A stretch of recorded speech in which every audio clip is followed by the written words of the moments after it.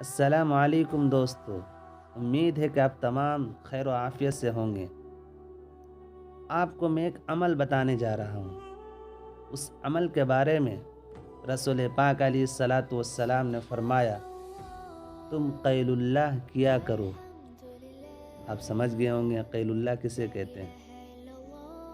قیل اللہ اسے کہتے ہیں دوپہر کے کھانا کھانے کے بعد تھوڑی دیر لیٹ جانا، آرام کرنا، خواہ نیند آئے یا نہ آئے، اسے قیل اللہ کہتے ہیں۔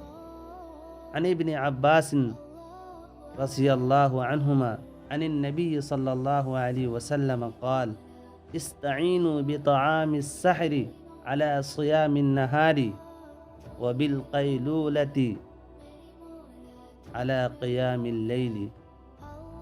رسول پاک علیہ الصلاۃ والسلام نے فرمایا کہ تم سحری کے کھانے سے دن کے روزے پر مدد حاصل کرو، اور قیل اللہ کے ذریعے سے قیام اللیل کے لیے مدد حاصل کرو۔ مطلب یہی ہے کہ رسول پاک علیہ الصلاۃ والسلام نے فرمایا کہ تم اگر قیل اللہ کرو گے، یعنی کھانا کھانے کے بعد، دوپہر کے کھانے کے بعد تھوڑی دیر آرام کرو گے، تو رات کے وقت تم اچھے طریقے سے عبادت کر سکو گے۔ اسی طریقے سے دوسری حدیث میں رسول پاک علیہ الصلاۃ والسلام نے فرمایا قیلوا فإن الشیطان لا یقیل، کہ تم قیل اللہ کیا کرو کیونکہ شیطان قیل اللہ نہیں کرتا۔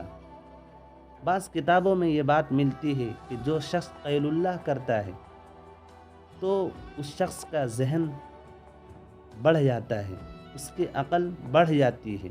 اس لیے میرے بھائیو دوستو، آپ تمام حضرات رسول پاک علیہ الصلاۃ والسلام کی ایک سنت